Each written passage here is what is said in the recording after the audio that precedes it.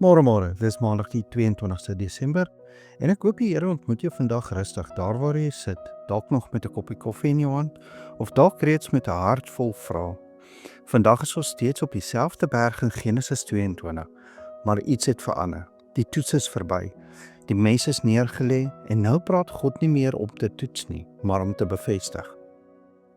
Ons lees vandag in Genesis 22 vanaf vers 15 tot 18. Dit is belangrik om dit raak te sien. God roep Abraham vir die tweede keer van die hemel af. Die eerste roep het sy hand gekeer. Die tweede roep bind die belofte vas.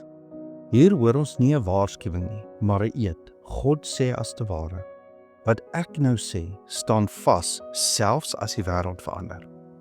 Toe God by homself sweer, het dit iets baie sterk beteken vir Abraham. In daardie wêreld het 'n eed jou lewe vasgemaak aan jou woord. Maar God sweer nie by iets groter as homself nie, want daar is niks groter nie. Dit beteken die belofte hang nie aan Abraham se vermoë om altyd reg te doen nie. Dit hang aan God se karakter. Abraham se gehoorsaamheid het nie God se plan geskep nie. Dit het net gewys dat God se plan reeds vasgestaan het. God sê dat Abraham se nageslag geseën sal word en dat al die nasies van die aarde deur sy saad geseën sal word. Dit klink eers soos baie mense, maar die Bybel lei ons later om te sien, hierdie belofte wys eintlik na een. Die apostel Paulus sê in Galasiërs dat hierdie saad Christus is. Dit beteken God se eed op die berg wys reeds vooruit na die kruis. Wat God beloof het, het hy self kom doen. Miskien leef jy vandag met onsekerheid. Miskien voel jou geloof soms 'n bietjie broos. Maar hierdie gedeelte sê vir jou, God se belofte rus nie op hoe sterk jy glo nie, maar op hoe vas hy beloof. As God sy eie seun nie gespaar het nie, sal hy jou ook nie los nie. Jesus is God se ja op elke belofte. Kom ons bid saam.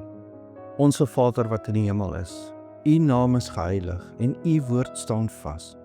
Dankie dat U 'n God is wat nie net praat nie, maar U self verbind aan wat U sê. Dankie dat U die belofte vervul het in Jesus Christus. Help ons om vandag te rus, nie in ons eie sekerhede nie, maar in U trou. Lei ons weg van vrees en ongeloof.